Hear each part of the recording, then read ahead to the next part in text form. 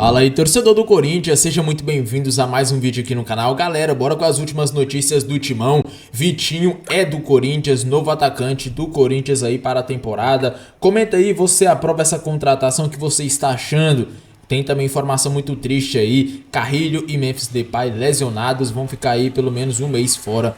Comenta aí o que você acha de tudo isso e já comenta se você aprovou ou não essa contratação do Vitinho. Sem mais enrolações, bora pro vídeo, galera. Bora de falar sobre o Corinthians, que se apressou para anunciar a qualquer momento a contratação de Vitinho. Já havia dito nas minhas redes sociais, na noite dessa quarta-feira e no vídeo dessa quinta, que o acordo entre o Timão e o atacante de 31 anos de idade está fechado, certo? Nessa quinta-feira ele passou por exames médicos, foi aprovado e as últimas questões burocráticas estão sendo resolvidas para que seu nome apareça no bid o mais rápido possível. E a pressa corintiana tem a ver com o risco de, a partir da próxima segunda-feira, o Timão estar impedido de registrar novos atletas. Você sabe que o Corinthians tem até a segunda-feira para quitar numa dívida de quase 34 milhões de reais com o Santos Laguna. Se não o fizer, o Corinthians vai tomar um transfer ban que o impede de registrar novos atletas até que a dívida seja paga. Até por isso a negociação com o Vitinho foi acelerada. Para completar o noticiário corintiano, uma informação importante: Corinthians e Flamengo avançaram numa negociação paralela a todos os outros clubes em relação a direitos de transmissão de TV. Só para você entender o conceito, os direitos de transmissão do Campeonato Brasileiro de 2025 a 2029 foram vendidos para a LFU e para a Libra. Os times se dividiram nesses dois grupos. E agora, os clubes trabalham para a fusão das duas ligas numa entidade só, para negociar os direitos de transmissão entre 2030 e 2039. Só que o Flamengo e o Corinthians não concordam com os modelos adotados nem pela Libra nem pela LFU. A dupla se baseia na audiência, e enquanto eles recebem, para entender que eles precisam fazer negociações paralelas, e é assim que deve acontecer. Só para lembrar que Flamengo e Corinthians hoje representam cerca de 40% da audiência nacional, mas eles juntos recebem cerca de 15% das receitas, e é em busca de números mais iguais que Flamengo e Corinthians se juntaram nos últimos dias. A grande diferença que acho que se caracteriza pelos 14 primeiros minutos e depois do gol principalmente, mas antes do gol também, a gente já tocou nesse ponto aqui. O Corinthians é um time que tem 11 titulares muito bons. A gente pode debater o nível dos reservas, mas são 11 muito bons, e especialmente o meio-campo. Então, é um time que tem capacidade de circular a bola para envolver o adversário. Tinha mostrado isso em Itaquera, mostrou isso ontem de novo. E o Palmeiras é um time que gasta uma energia gigantesca para recuperar a bola na frente, nem foi o caso ontem, mas que devolve com uma rapidez impressionante, a quantidade de erro. O Palmeiras apressa o jogo. A impressão que eu tenho é que o Palmeiras precisa de não é um Rafael Veiga em boa fase, que é o cara que vai dizer: agora não, toca aqui, vamos cadenciar. Trabalha, espera, circula, empurra o adversário para trás, tem paciência, joga na direita, não deu certo, volta, começa de novo. Palmeiras não, Palmeiras apressa, e com isso erra. E aí coloca o adversário sempre em condição de controlar o jogo no meio. É um pouco de calma, vamos pensar o que fazer aqui. E o Corinthians faz isso, a bola para no pé do Carrilho. O Martínez fez ontem uma partida exuberante. Para mim, o Garro foi o melhor do jogo. O Garro foi o jogador que mais passes deu no jogo, que mais passes certos deu no jogo, que deu assistência para gol, o que mais deu assistência para finalização e o que mais finalizou no jogo e mais finalizou certo no jogo. A gente não assiste jogo pela estatística. A gente assiste jogo pelo jogo. Mas a estatística às vezes ajuda a te dizer que você errou ou que você acertou. Hoje eu ouvi assim: eu ouvi que o Garro estava apagado no jogo. Falei, cara, para mim ele foi o melhor do jogo. Apesar do Martínez ter jogado uma partida exuberante, o Matheus Bidu ter jogado muito bem, Gustavo Henrique muito bem. Carrilho muito bem quando teve perna. Mas para mim o Garro foi o melhor do jogo. Isso é bem discutível. Você pode debater e achar outro. Mas quando você contrasta o que você viu no jogo com o que a estatística está dizendo, não pode ver o jogo pela estatística. Mas a estatística vai dizer se você está errado ou se você está num caminho. E a estatística diz que o caminho Se não é exato, você pode votar Martínez, por exemplo, mas não está errado. Mas a gente já falou aqui de vários nomes, né? A gente falou de Carrillo, de Garro, de Martínez, a gente pode olhar para os laterais também, até o Mateuzinho também foi muito bem, mas o Bidu que Bidu foi, né, autor do gol, aliás, uma ótima história desse jogo, né? Uma volta por cima aí do Bidu, vinha sendo criticado na lateral e ele acaba fazendo esse gol. Depois Gustavo Henrique também marcando pelo Corinthians, 2 jogadas ali, né, de bola parada e o Corinthians consegue essa vitória. Do lado do Palmeiras, Latifi, será que falta repertório? Isso que o PVC está falando, né? Falta pensar o jogo, parar o jogo, calma, o que a gente vai fazer agora? Vamos testar outra alternativa do que sair apressado, sair correndo, sair meio desembestado ali. Há um entendimento até interno, né? Qual é a avaliação feita internamente neste momento? E é uma falta de repertório também? Luísa, aproveitando esse gancho do PVC da questão das estatísticas, o Palmeiras ele termina o jogo de ontem com 19 finalizações. Só que quando você vê as defesas do Hugo, que foram 2 chutes ao gol apenas, olha, a gente está vendo agora esse lance, ilustra bem o que foi o jogo de ontem. O Palmeiras tentando no desespero, tentar chegar de alguma forma, mas internamente a avaliação é de que a expulsão do Aníbal condicionou muito o jogo, né?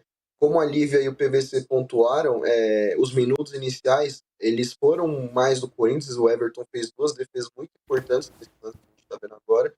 E a expulsão do Aníbal com 14, ela prejudica. Tanto é que esse lance, o Aníbal ele pega o Yuri Alberto pelo pescoço.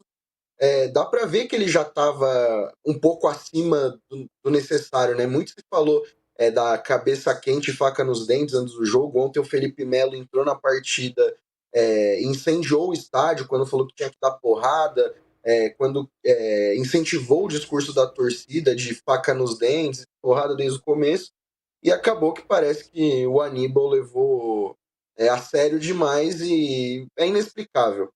Muita gente quer saber sobre a questão do Aníbal, né? Se ele vai ser multado, vi muita gente pedindo rescisão de contrato. Gente, dificilmente vai acontecer. O Palmeiras pagou mais de 40 milhões de reais no Aníbal, então rescindir o contrato assim é muito pouco provável. O Palmeiras trata o assunto de forma interna, então com certeza vai ter algum desdobramento e a gente vai trabalhar para trazer essa informação. Ele pediu desculpa pro grupo ontem no vestiário depois. Ele estava bem triste e pediu desculpa pro grupo, porque tem parte de responsabilidade, mas acho que é importante pontuar, a Lívia já falou, e eu estou de pleno acordo. O jogo já estava para o Corinthians antes da expulsão. E, incrivelmente, o Palmeiras melhorou no jogo, teve bons momentos com 10 contra 11, mais do que com 11 contra 11. E quando tomou o gol, estava 10 contra 10. Porque o Memphis estava sendo atendido. Então, não é... A expulsão do Aníbal é importante, porque é para ser cabeça fria e coração quente, como o Abel escreveu no livro. E não cabeça quente e faca nos dentes. Para rimar tem que ser no singular. Esse lema cabeça fria e coração quente, apesar de ser o lema que o Abel gosta muito de falar, na prática não tem sido muito assim, né? E ontem a gente viu o Aníbal Moreno passando aí dos limites de uma expulsão muito infantil que prejudicou, claro, o jogo do Palmeiras. Para você, Lívia, que estava lá acompanhando, o time estava pilhado? Faltou essa cabeça fria nesse momento? Pilhadíssimo. Era um time claramente nervoso. Pode faltar o dente também. Claramente ansioso. E isso realmente é uma coisa que preocupa, porque não é mais uma equipe que tem um controle emocional. Para mim, de todos os jogadores do Palmeiras, os que me pareciam mais tranquilos em campo, incrivelmente, apesar da pressão, Tigrinho, Vitor Roque e Maurício. E que foi substituído, né? O Vitor Roque, é. Inclusive, isso aí tá na conta do Abel. Depois quero saber o Maurício, que vocês acharam. Os demais me pareceram muito nervosos em campo. Assim, descontrole emocional mesmo, muitas faltas, muito daquele puxão, sabe? Você não acompanha o jogador e tem que puxar, tem que dar uma butinada. Então, assim, isso realmente atrapalhou o Palmeiras. A cabeça não estava fria, em momento nenhum. E aí a gente também tem um outro ponto que, na minha visão, é algo muito prejudicial para o Palmeiras, que é o tempo inteiro a reclamação com a arbitragem. Isso também é uma coisa que contamina, já falei isso aqui em outros programas. O comportamento do Abel, de o tempo inteiro estar ali com a comissão técnica, apurrinhando o quarto árbitro, apurrinhando o assistente, isso é contagioso. E isso contaminou os jogadores, tanto do banco quanto os que estavam em campo. E é uma postura totalmente diferente da que a gente está acostumada a ver desse Palmeiras. Teve até vídeo antes do jogo, um vídeo institucional do Palmeiras, que foi passado nos telões lá do Allianz Parque, falando sobre polêmica de arbitragem. Então, eu acho que isso é contagioso, é um problema crônico do Palmeiras, na minha visão. E que já estava aí, né? Já era uma bomba prestes a explodir antes da partida, porque já teve toda a reclamação do primeiro jogo, do impedimento, teve a reclamação sobre a escolha do Anderson Daronco para a partida também. Do outro lado, o Corinthians vai lá e contra-ataca contra o árbitro de vídeo, então isso já estava crescente, né? Estava uma animosidade crescente e ontem o Palmeiras parece não ter lidado bem com isso. Qual foi o grande erro da arbitragem ontem? Qual foi? Foi o Daronco não expulsar de primeira. Porque ele está de frente para a jogada. E o que precisou acontecer? O Caio Max, o VAR, contestado pelo Corinthians, Sim. por um suposto vídeo que a CBF diz que já informou oficialmente ao Corinthians que era fake no ano passado, foi o Caio Max que chamou o Anderson Daronco para corrigir uma falha gravíssima do Daronco. Porque o Daronco está de frente para a jogada, ele não viu a cabeçada do Aníbal Moreno? Como é que ele não viu? O Aníbal Moreno dá uma cabeçada no supercílio do Zé Martínez. Então, assim, o grande erro da arbitragem ontem, a gente pode discutir, o Daronco é chato mesmo, ele para muito o jogo e tudo mais, emagreceu 9 quilos, mas ele para muito o jogo. Ninguém precisa achar o Daronco o melhor árbitro. Mas o erro do Daronco ontem foi não expulsar vendo o lance no campo. A gente passa muito pano para árbitro. O VAR não chamou. Cara, o árbitro tá no campo para quê? É a mesma discussão que eu falei do Bandeirinha semana passada, que a gente fala assim, mas a ferramenta funcionou. Tá, mas a ferramenta funcionou no limite, mas o Bandeirinha entendeu outra coisa. Mas a ferramenta disse outra coisa. Mas o Bandeirinha tá treinado faz 150 anos. O árbitro tá no campo de frente para jogar. Cadê o Daronco ali? Ele está de frente para a jogada. Como é que ele não percebe isso aqui? E eu achei que a decisão do Daronco demorou a acontecer. Demorou. A gente viu repetidas vezes no telão do estádio, o tempo inteiro, muito claro, uma agressão, uma atitude deliberada. Olha ali, onde está o Daronco. Está do lado. Ele está de frente para a jogada. Como é que a gente vai dizer assim, aqui, o erro? A gente está vendo o Daronco aqui, no canto da tela. Olha só. É bem na hora que ele tira o olho da jogada, que ele para de acompanhar o Cara, mas o árbitro é treinado, Lívia, para ter uma visão periférica. Não, então, eu não estou eximindo. É um erro do Daronco isso, porque ele está de frente. Mas ele não está prestando atenção. É um acerto da arbitragem. Teve o árbitro de vídeo para auxiliar e para corrigir, mas a grande curiosidade é que quem corrigiu o árbitro que o Palmeiras reclamava não viu uma coisa óbvia. E o árbitro de vídeo que o Corinthians contestou consertou um erro claro do árbitro. Ou seja, as reclamações, né, foram por água abaixo. Aí, o medo, a preocupação do árbitro prejudicar. Ô, Latif, eu queria te ouvir também, mas trazer um outro ponto. A gente está vendo aí ainda esse lance da expulsão, que é sobre a substituição sobre as substituições que o Abel fez. Ele coloca o Emi Martínez no jogo e o Flaco Lopes também e tira o Vitor Roque. Muito palmeirense ficou bravo, né, porque considerava que o Vitor Roque estava muito bem no jogo, ele estava ali ganhando as disputas, atraindo marcação, se movimentando bem. Para mim, ele era ali um dos melhores em campo naquele momento e ele é substituído. Como que isso está reverberando, repercutindo na torcida do Palmeiras? E para você, foi um erro também tirar um tigrinho ali, tirar o tigrinho no meio do jogo? Um tigrinho é ótimo. Aí o Dorival Júnior, então. Dorival muito criticado, questionado por ainda não encontrar um time no início de trabalho. Você acha que ontem ele começou a encontrar esse caminho, Lívia? Você acompanhando o Corinthians tão de perto, será que pode ser uma virada de chave para o Dorival Júnior no comando do Timão? Eu acho que pode. Inclusive, essa é uma visão institucional do Corinthians, digamos assim, desde que eles, né, foram ali, souberam que o Palmeiras estaria na trajetória, né, dessa Copa do Brasil. Inclusive, esse derby, né, esse confronto de oitavas, ele é tão, assim, profundamente importante para o moral desse elenco que, inclusive, pautou a questão do Memphis, né? Essa era surgiu uma polêmica gigantesca em torno disso. Se não for bem no clássico, vai rescindir contrato, vai renegociar o contrato. Enfim, muito se falou sobre isso, inclusive com o Memphis, né? Ele foi alvo aí de até algumas fake news e isso tinha um peso muito, muito grande para esse elenco, para esse grupo que estava enfraquecido, digamos assim, psicologicamente nesse cenário, que é um cenário político muito conturbado. A gente, em alguns dias, agora dia 9, no sábado, vamos acompanhar uma votação de um impeachment. Então, assim, não se sabe quem será o próximo presidente do Corinthians, não se sabe muita coisa a respeito dos rumos que o clube tomará, mas a verdade é que hoje a gente pode falar que esse elenco está blindado. Mas é um trabalho exclusivo do CT, do Fabinho Soldado? Não. É um trabalho dos próprios atletas. Então, eles se fecharam e falaram assim, Dorival, é o que a gente tem aqui, depois de tanta coisa que aconteceu, e essa conversa ela vem acontecendo no vestiário nas últimas semanas. E o Dorival chamou para si essa responsabilidade do tipo, quem jogar bem vai entrar em campo, vai ter oportunidade. O Matheus Bidu foi um desses nomes que eram nomes contestados, tinha sido preterido pelo Andileri, né, o lateral, e ganhou esse espaço por conta desse espírito de grupo que tem.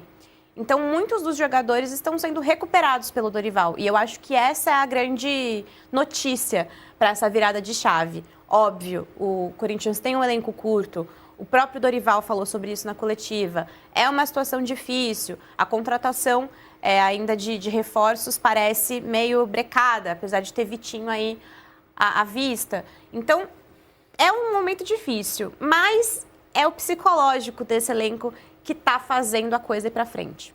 O Corinthians sai grandão dessa disputa, né? Ainda mais depois de 4 jogos de mata-mata contra o Palmeiras, foi campeão paulista em cima do maior rival e agora elimina o maior rival também. Então, corintiano, apesar de todos os problemas dessa temporada, apesar de ter sido eliminado precocemente das Copas, apesar de todos os problemas políticos, institucionais, financeiros, quando você vence o maior rival, isso te dá um ânimo, né? Te dá um gás a mais. PVC, é um Corinthians que pode crescer muito e chegar como um dos candidatos aí à Copa do Brasil, ainda mais considerando que grandes rivais caíram, como o Palmeiras, não só o Palmeiras, mas o Flamengo, o São Paulo também.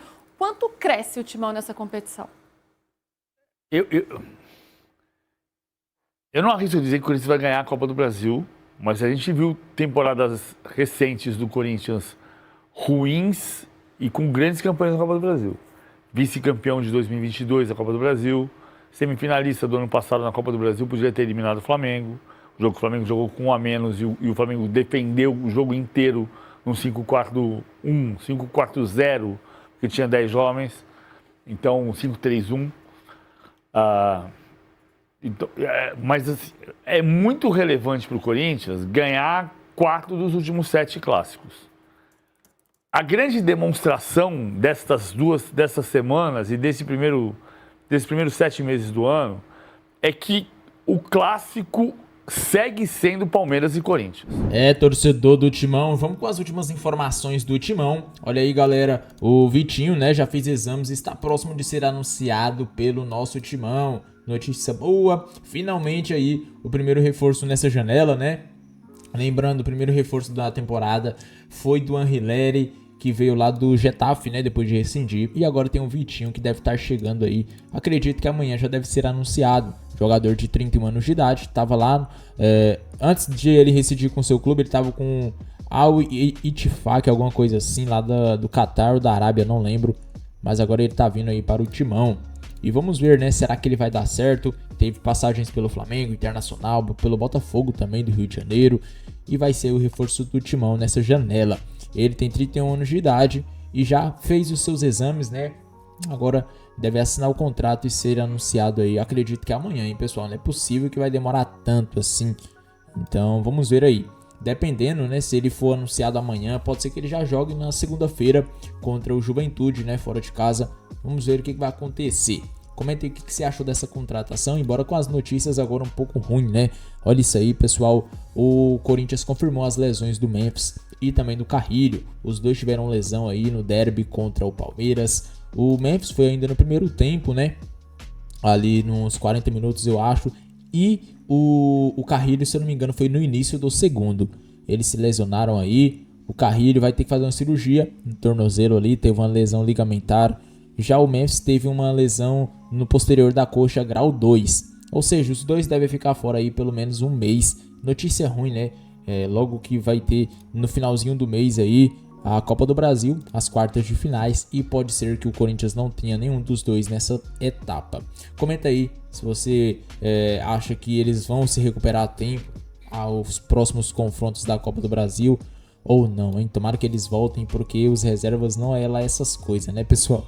Comenta aí o que você achou desse vídeo, se você gostou. É o primeiro vídeo aqui no canal e vai ser o primeiro de muitos. Pessoal, eu vou ficando por aqui, um grande abraço e até o próximo vídeo.